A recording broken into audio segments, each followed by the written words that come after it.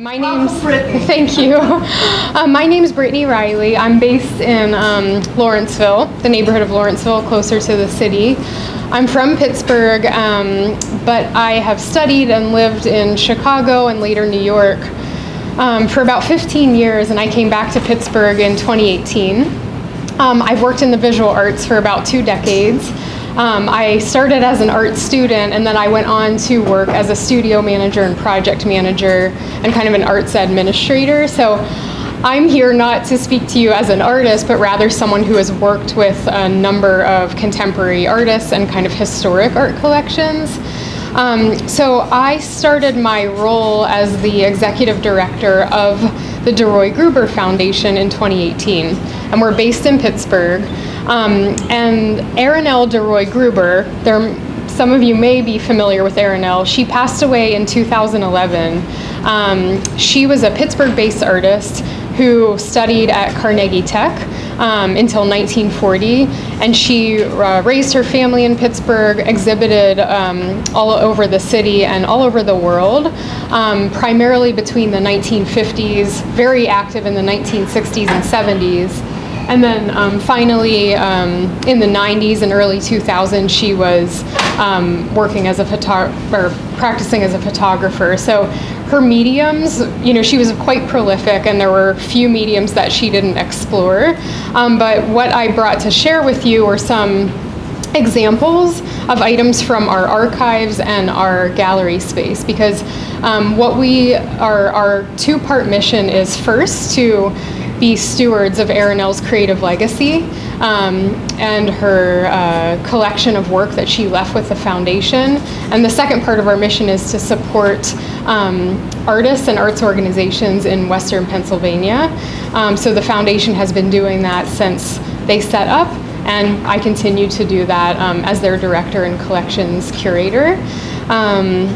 This is a little tricky without slides, because I doubt anyone can see these too well. But I'm just going to share a few things about her and then welcome you to come up and see some physical examples of her work. It ranged in scale from the very small wearable jewelry pieces to much larger, bigger than me, 6 to 8 feet of sculptural pieces that were often kinetic. And you can find her work in private collections around the world and also institutional collections like Carnegie Museum of Art or the Westmoreland Museum. So, yeah. Her name is Erinelle, so it's Aaronel. Aaronel? Mm-hmm. What's her? DeRoy was her maiden name, Deroy. And then Gruber was her husband's name, so her name is combined. Yeah, it's a unique but beautiful name. It's kind of the feminized version of Erin, who she had many relatives. Erinelle's family emigrated from Amsterdam to Pittsburgh quite early on, and they were jewelers in Pittsburgh. So it's kind of interesting that much later in her career, in the early 70s, she ended up making jewelry.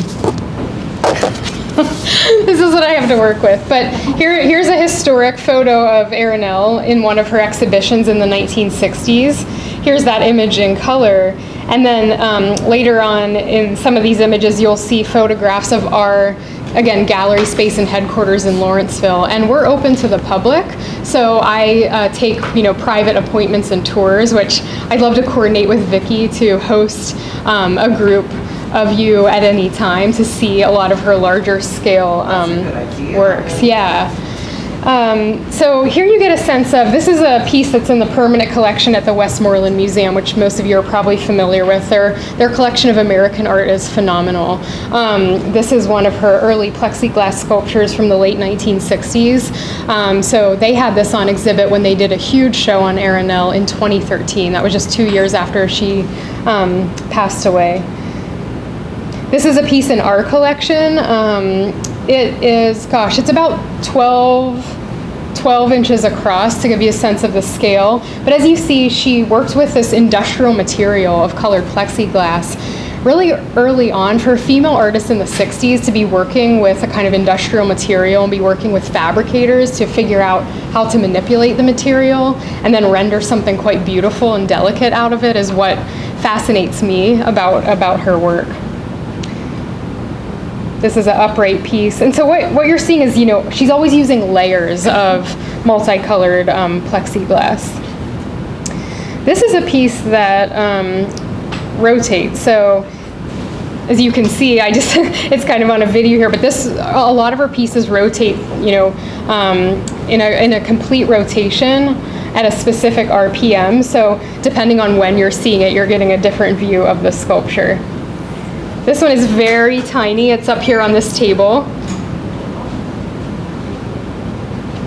So as you see, the rounded square is a motif that, and again, you can take a closer look. I'm just showing you a few slides. Brittany, Yeah. would it be helpful if we moved you and the table just toward everybody then? If you like, sure. There's a couple fragile items on here, but I can move the table. Keep going. Are you sure? Yeah. Yeah, I know this isn't ideal. Yeah, Noel's trying to get the cord for the other projector. Oh, sure. You're doing great. Keep going. This is one of my favorite pieces. This is in a private collection. Often her sculptures, I'm not certain where they are, so part of my work is to always be communicating and researching to identify, what is the scope of Erin-Elle's production. She completed hundreds of plexiglass sculptures during her career, and also while raising 3 kids, not to mention. So traveling is a big part of the work I do. Historically, I've worked with contemporary artists. So Erin-Elle's kind of the first artist I've worked with who I have to kind of have a relationship with her through her work rather than, working with her on a daily basis. So that's been a great challenge. Translucent, the reason plexiglass was invented was to mimic glass, and then to be applied in an industrial way. So she loved using just the clear or just slightly tinted green pieces. These are some just historic excerpts from all the material she kept about plexiglass. She was obsessively researching the material to kind of understand what it was composed of and how it worked and what she could do with it. And these are some of my favorite sketches of hers. They're technical drawings that show exactly, her planning for the layers of color, the sizes, and the composition.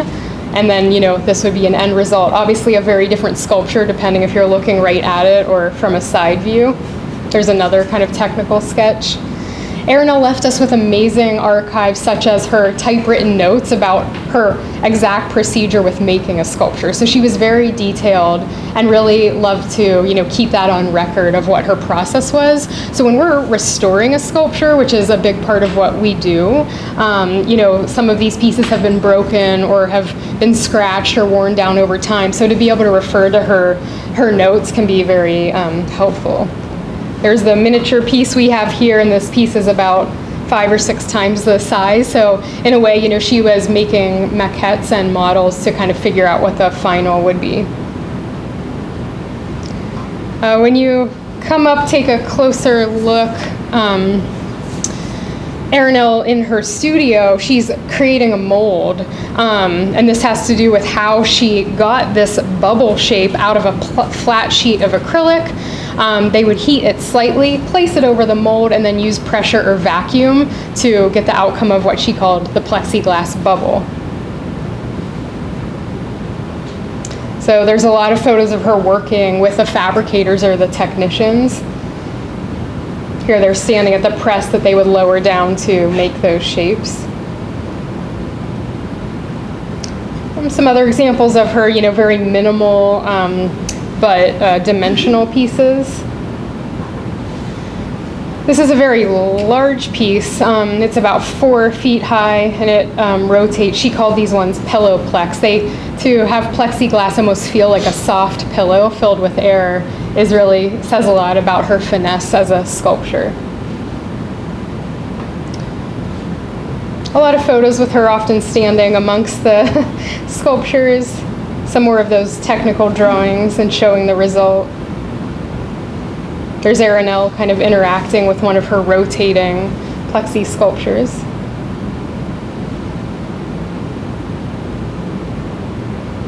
we have a lot of old 16 millimeter film that her son actually took of Aranel. So transferring that to digital and being able to share that during presentations has been a nice thing that we've been able to do.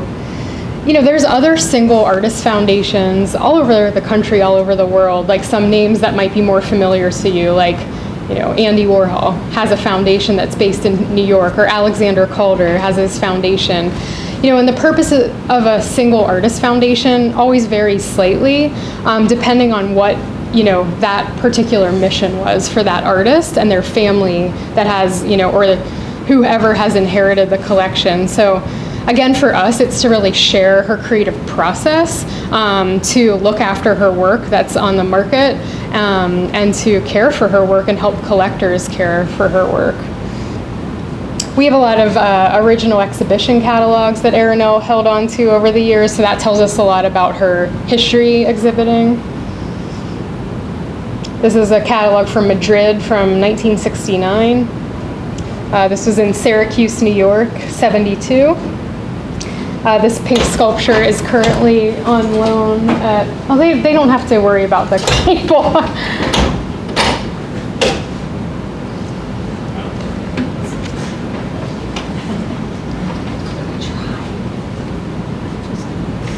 This was one of her exhibitions in Tokyo in 1973. She has several sculptures in permanent collections in Japan.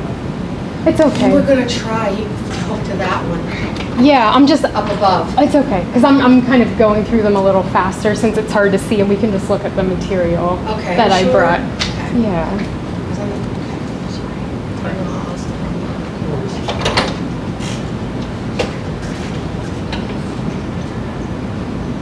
I brought tonight some of her plexiglass necklaces. She made pendant necklaces and belt buckles, handcrafted from the plexiglass bubbles and then placed on metal plates or plastic plates.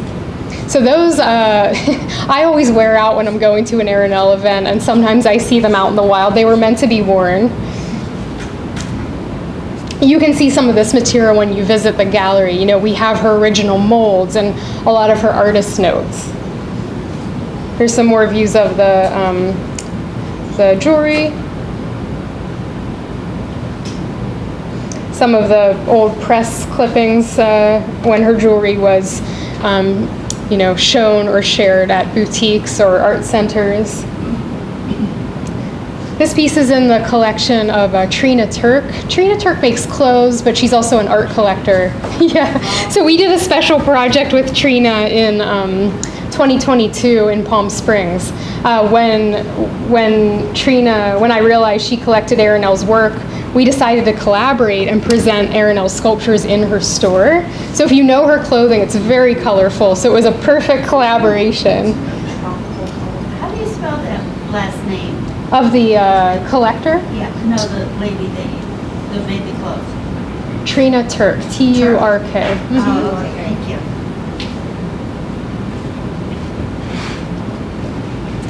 I like photographing the necklaces closely because then they kind of read as full sculptures. And these are just some more excerpts from her exhibitions. Aranel also did large-scale public artwork. So, for example, in Mellon Park, there's a large-scale solid stainless steel piece.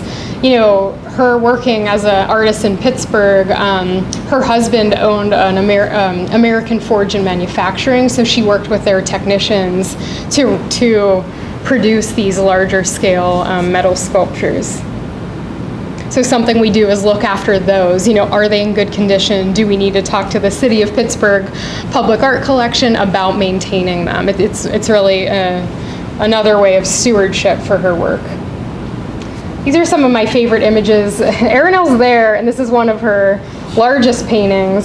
This is in her exhibition in Vermont in 1969. It was a solo exhibition. And these are some more views from that show. Canvases, plexiglass sculptures. Aranel, her first family home was in Squirrel Hill, so these are some early photos of her first painting studio was in a carriage house in Squirrel Hill. So this is a young Aranel working on some canvases. And one of the first things she did after she graduated Carnegie Tech was she worked at Kaufman's. So these are her fashion illustrations, which really demonstrate her technical skill as an artist. She wasn't always an abstract artist. She had this sense of composition and color that was, fine for the moment, but she was destined to go into abstraction. These are also some of her early figurative sketches. So this is when she was still exploring what her language would be. But I love showing, when she hit that language with the plexiglass first, and then kind of going back to see what led up to that.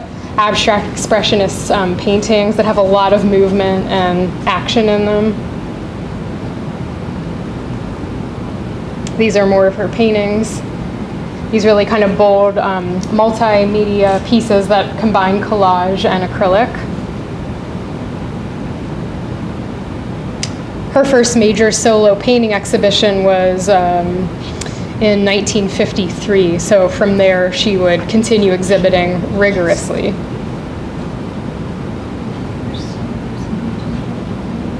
Brittany, when was she born? What's the lifespan like? 1918. Yeah. To what? 2011.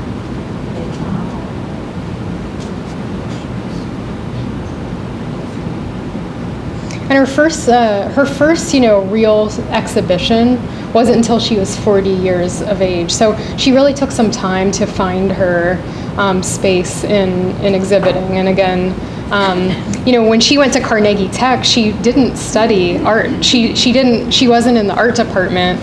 She was in, fashion illustration. And so, but she was really spending time with the art faculty there. Some really, famous artists came out of the faculty of that time, like Samuel Rosenberg.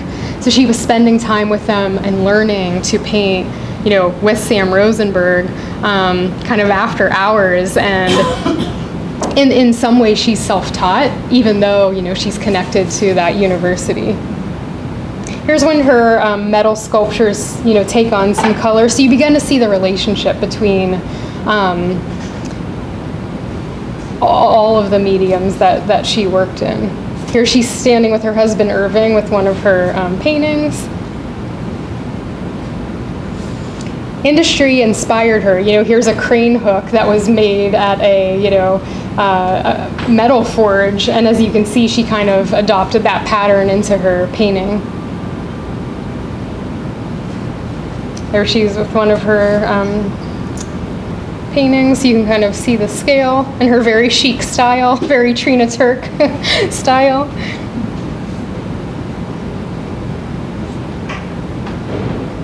And I wanted to show you this slide. These are day glow pigments. I brought a couple of her screen prints just because they're smaller. And I love the screen prints because it's like everything about her captured into one frame piece. The repetition, the rounded square, the vibrant colors, and the movement. The one on the left is called Inside Women's Glues. And I think the one on the right's untitled. But she used the day glow pigments pure. She didn't mix them. And just, again, really kind of embracing just the beauty of the material as is. Here's a hybrid where it's the screen print, but she adds the plexiglass bubbles on the surface. That's the print that I brought. This is our hallway at the gallery, so these are larger scale screen prints that, we have many of them, so they're installed in this series. And here's a photo of our foundation gallery space. It's about 2,000 square feet. It's in an old industrial building, but it's perfect for our purposes to have a lot of natural light to show off the plexiglass works. It's another view of the gallery. And we have much, much more than this. Is a very tiny sliver of the archives and, of course, sculptures that we have in the space. But I love working there because that's always uplifting when I arrive. This sign says S.H. DeRoy. It was taken out of the sidewalk downtown Pittsburgh. This was marking the storefront of a DeRoy Jewelers. So as I said, her family had a jewelry company, and now this has ended up in our in our gallery.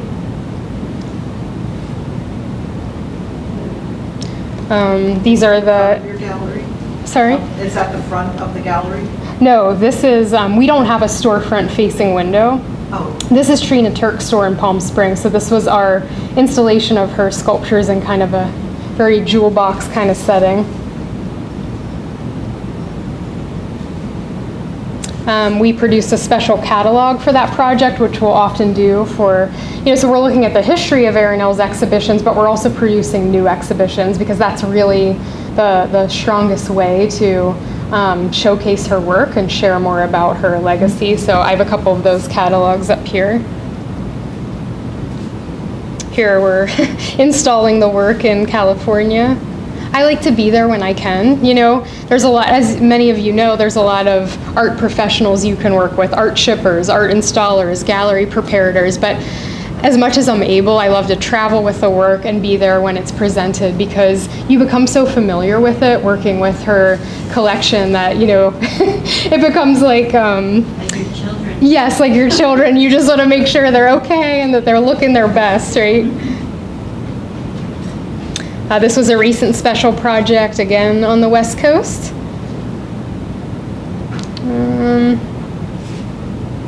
Love this picture of Arinel. She's just there with one of her translucent stacked sculptures.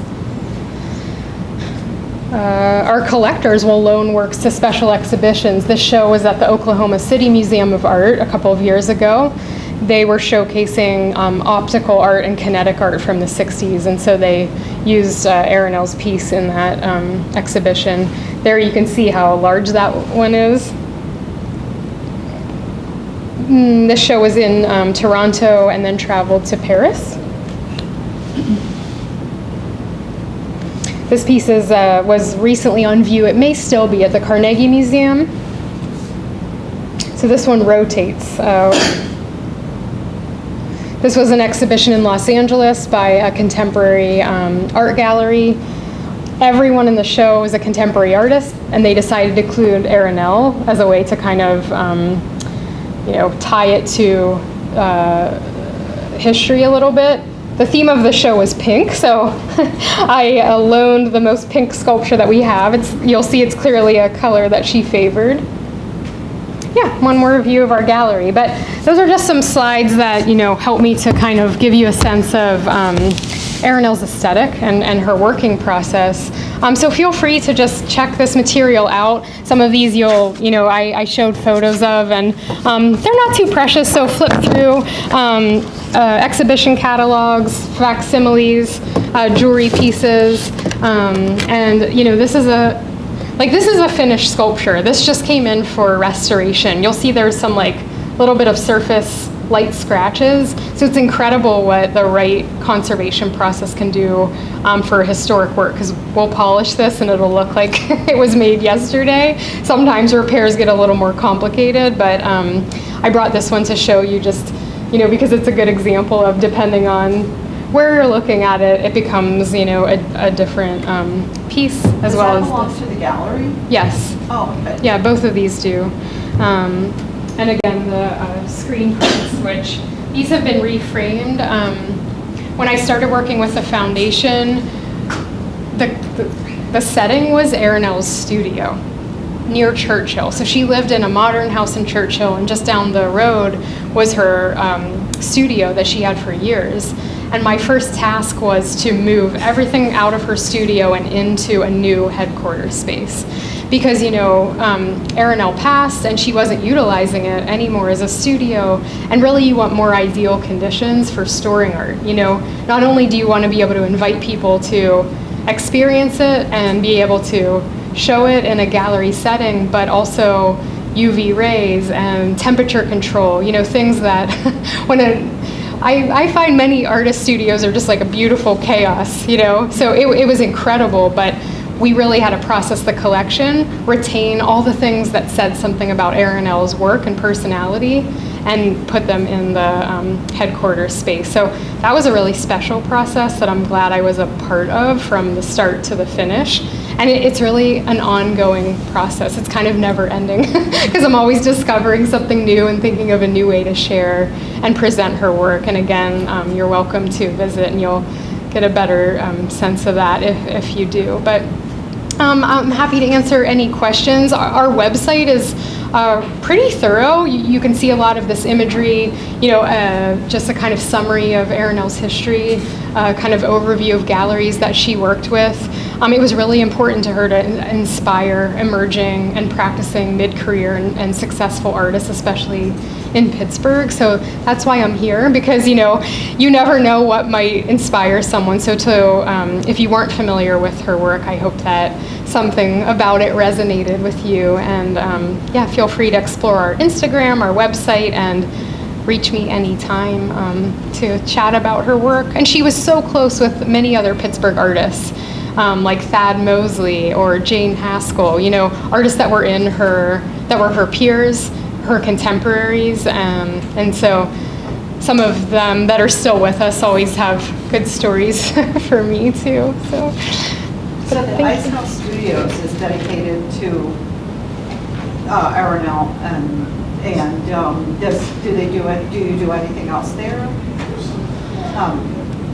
Well, we, on occasion, I think in the future, in good time, we want to be able to offer the gallery space we have as a resource for other projects and exhibitions.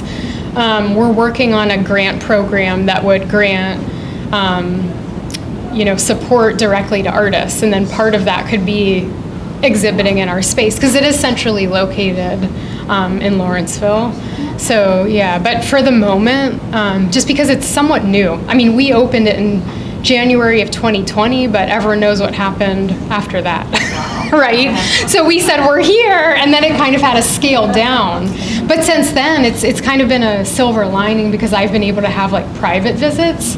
So everyone that comes, it's usually a small group, and I'm there to just kind of go through the collection and archives. But it's a really flexible space, and I like thinking outside of the box about what it could be, because I don't want it to always be the Erinel show. I think she was very social, so part of the purpose of the space is to continue that kind of social aspect, because I think it goes a long way for people and artists connecting. Yeah. Did the foundation come about from her family?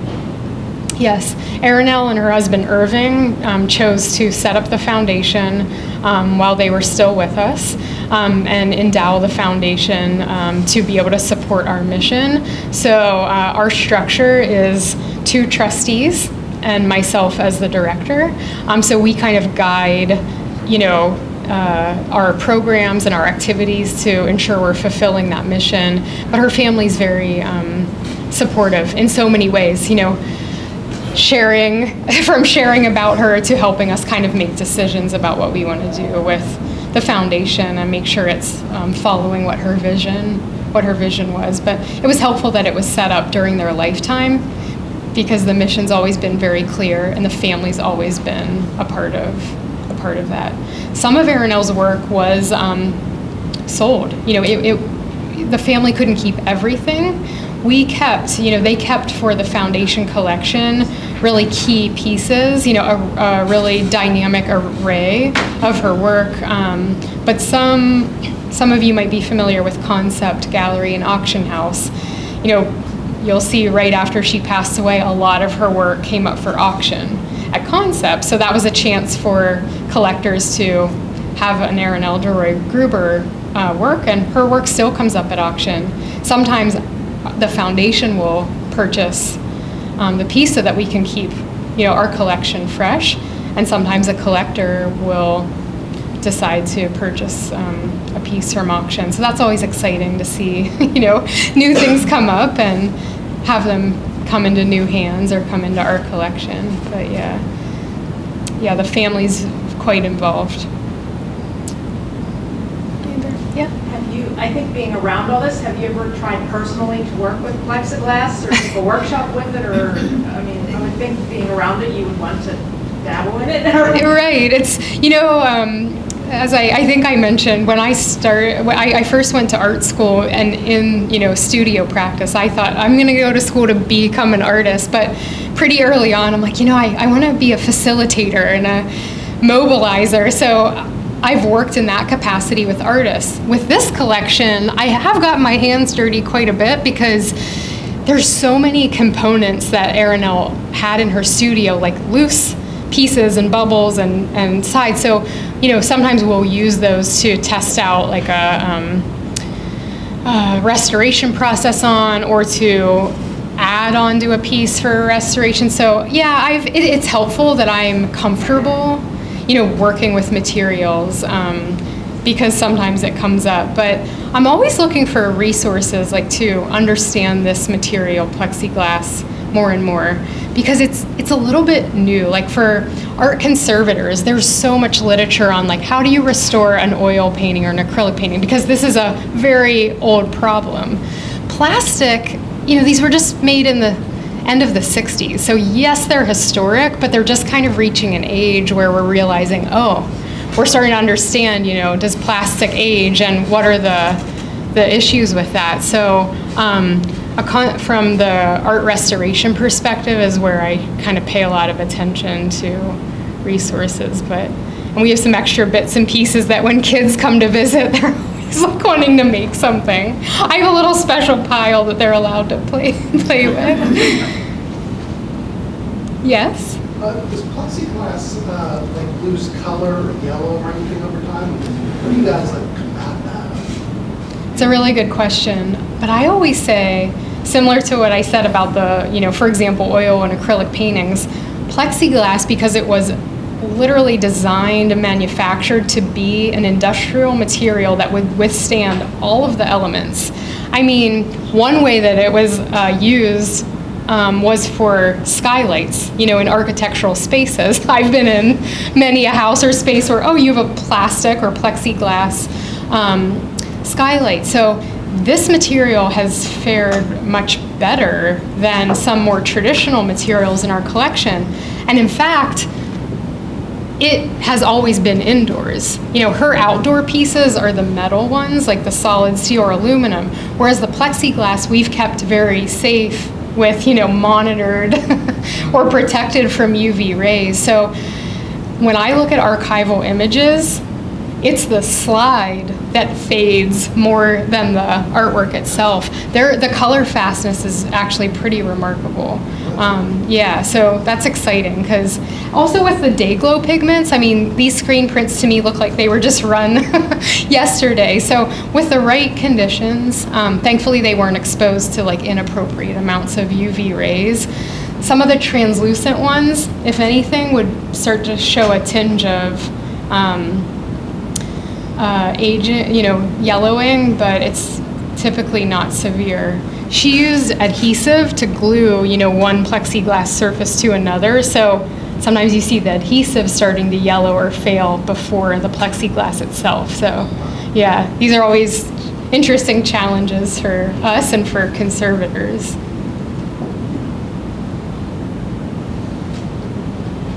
The exhibitions that you mentioned around the nation and abroad, how are they initiated?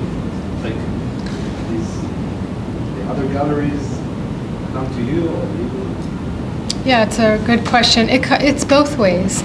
I'll say that at first, when we first opened the headquarters and gallery, even though the foundation had existed for a while, they didn't have someone in my role that was curating the collection and had new ideas, and so that's why they were really excited to bring on someone who wanted to find new opportunities for her work. So for the first few years, it was my ideas and basically pitching them, saying what if, and thinking really outside the box. With Trina Turk, okay, I'm thinking she collects Arinelle's work, she has a similar aesthetic, she has this beautiful space, and just asking her, what's the worst that you could hear? No. But usually I think when I've been able to have all this material at my fingertips to really get a collaborator excited about it, some great projects have come out of that.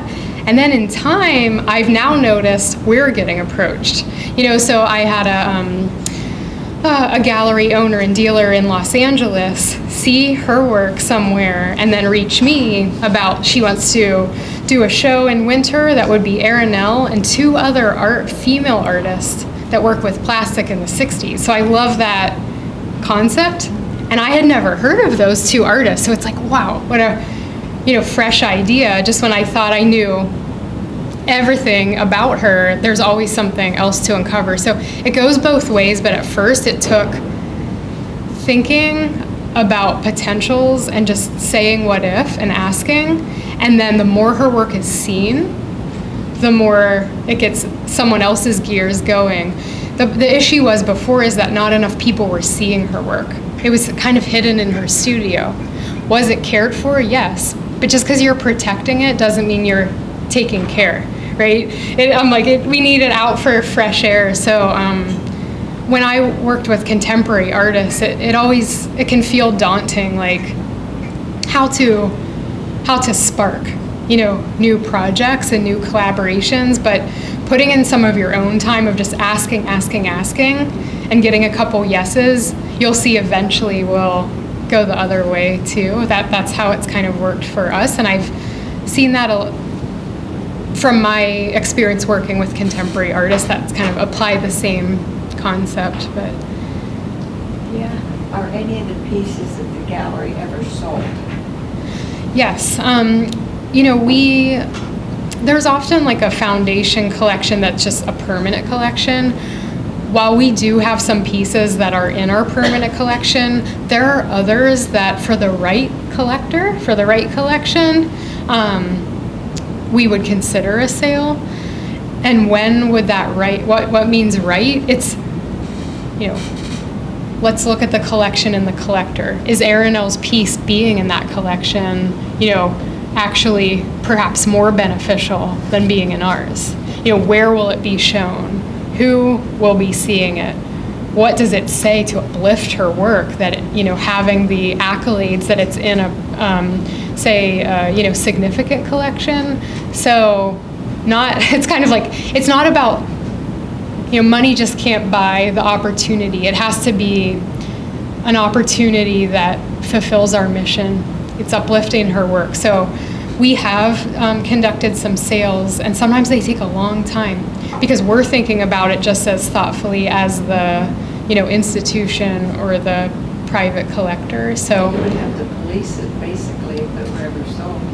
exactly, yeah.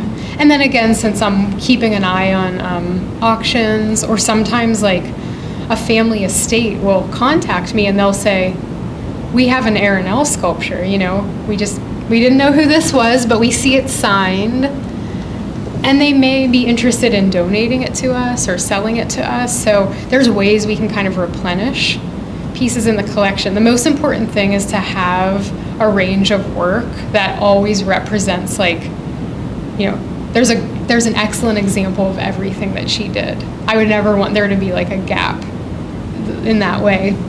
But because, you'll see some, not exact replication, but it's like, for example, this sculpture, we have 2 others that are a different color palette, but a same composition. So that might be a case where I'd say, okay, we have one excellent example, maybe we'll consider putting the other one in a different collection. So it's case by case.